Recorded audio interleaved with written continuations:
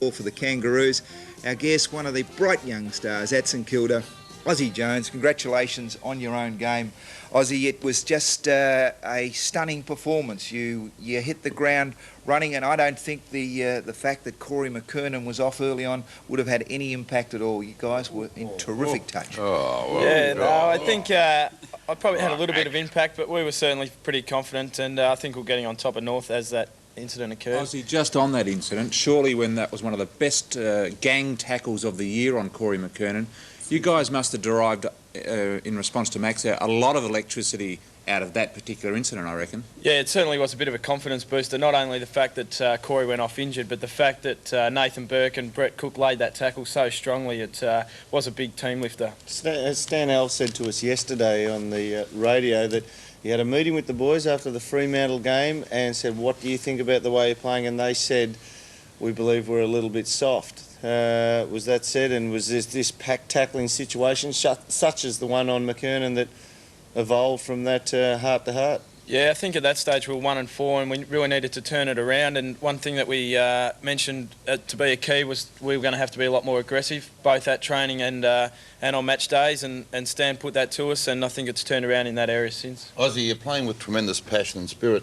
Reference to the late Trevor Barker, Stan has alluded to that on a couple of occasions prior to the big games. Yes, first time mainly was the Brisbane final, the first final when he just put three names on the board, and they were Laser, Vidovic, Joel Smith and Trevor Barker, and they were three people that we really had to do something special for come September. Kecker, North looked a little tired after three-quarter time.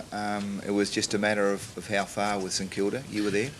Well, it got to that stage, Max, at the stage, but on StKilda, though, North Melbourne, and I didn't think I'd ever say this, but they were overwhelmed by a physical presence that I'm sure the Roos were absolutely stunned. They just had a tough, uncompromising defence, a productive midfield and a highly efficient forward line. We saw here Stuart Lowe, he was terrific centre-half forward.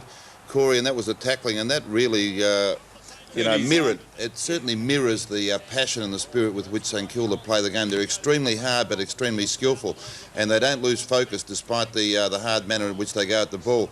This was a somewhat fortuitous goal off the ground by Darren Crocker, who's about to retire, kick four. Now Winmar, he was sensational. You know, he did very efficiently. Clean hands. Clean hands and soft hands, and he complements the talls. They've got Heatley, who's sensational at full forward, Lowe at centre-half forward, and Winmar complements that duo, and you got Hall, who was absolutely brilliant. Now, Wayne got better on him, didn't he? Wakelin did a terrific job on Wayne Carey, even though, Wayne at times threatened to get North back into the game. But Heatley, he's a very underrated player, and I must apologise to him because I didn't rate him as high as I perhaps should have, but he's a fantastic kick. And Nicky Winmar, well, Stan's just... I'm going to talk about Stan Alves very shortly, but all the accolades, the more I look at StKilda, the more the credit should be attributed to Stan Alves for what he's done with his side. And that echoes or mirrors, once again, the passion and the spirit which they play with. But there's a guy here on our right, Austinn Jones. You talk about inspirational, and September invariably brings something special out of players. But this guy, in that third term, in a critical stage when North were still on the balance and capable of getting themselves back in the game, there was a terribly important play involving Robert Scott into an open goal, and Aussie was 10 metres behind him, picked him up in about 2 bounds and cleared the ball, and you could just see the surge in the StKilda camp. Is that the question? It was worth a goal. No, but I'm just saying, that's the spirit with which they That's true, though. That was worth a goal. That was worth a goal, Dermot, thank you. Yeah. Aussie, Well done, Sam. The direction generally after half-time was to kick it a little longer. Was that the feeling? Yeah, it was. Stan did mention, especially to me and a couple other players, that when we're getting the ball, we're probably going a little bit too short too often, and a lot of times to 50-50s. And after half-time, we were to go more direct and I guess use our taller forwards and get them one out. In rehab, you yesterday, you got a little bit of treatment on an injury. Can you bring us up to date? I mean, is it a serious one, or you're just getting the muscles toned? Yeah, no, certainly just precautionary. I copped a knock on the side, which I've just got a little bit of a sore back, but just a bit of an ice up. Aussie, how much influence has Stan Alves had on your style of game? Stan's been fantastic for me. Hang on. No, Stan has been fantastic for me this year. He's really given me the opportunity to play my game and have my role, have a pretty free run out on the wing. Heatley was playing up the ground quite a bit. Even though he kicked 7 goals, he was dragged up the ground by Pike. Pike obviously runs from the half-back line. How important was it for Heatley to play right back from the square to take Pike out of the game and therefore North Melbourne's run off the half-back line? Yeah, I think Jason's a lot more comfortable up in the square as well, but they are in a rotating system where Jason will come out to centre-half forward every now and again, and Martin Pike obviously is a key when he's playing well and running forward. North also play well, so having him back in the goal square was an advantage for us. Ozzy, congratulations on your own game, and it's going to be a very special weekend for all the Saints fans. They've waited a long time for this one. Go Saints. Good luck yourself, and well, it's been an incredible journey since the start of the year. Let's hope it finishes up with a big one. That lap of honour on the last Saturday in... Saying that Sam's not here, you may as well take his present home with you, mate. I tell you, it's a pretty heavy watch. This is the Footy Show. Stay with us. We'll take a look at the Brownlow after this.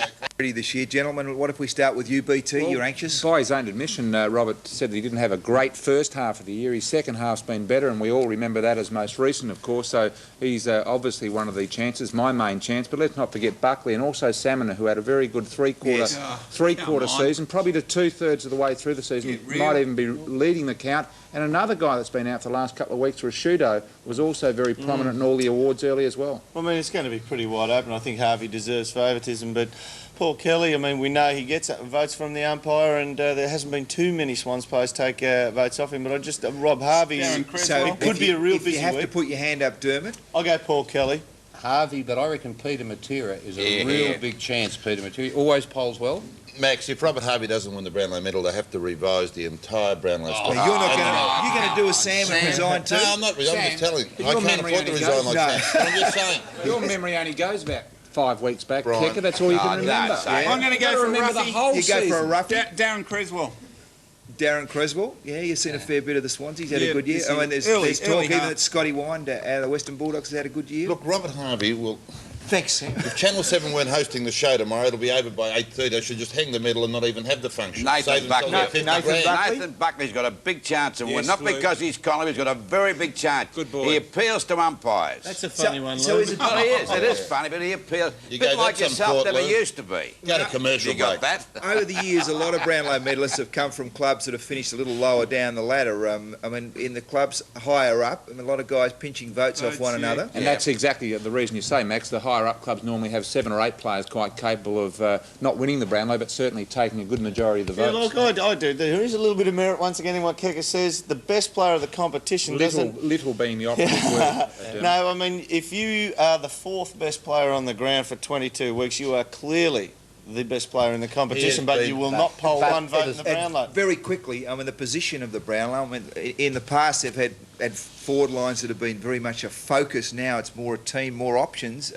Where do you think it'll come from? That's because you can attack out a back line as well now. So, I mean, but look, the ball carriers, the blokes who hang on to the ball for a long time, every time they get it, and Harvey sidesteps, dances around, and he comes from the bottom side with no one pinching. And the one variable, Max, Jacko. Wait a minute. Jacko, what about the one other variable you've got to take into account? The men in white, they've had a shocking year, we know that. If they can't... They have difficulty now, Brian, now you're going to... How can they pick the Brownlow? Is that what you're about to say, BT? So it could be you. If they can't... All right. Thank you very much, ladies and gentlemen. Just a reminder too that our tipping competition is over. But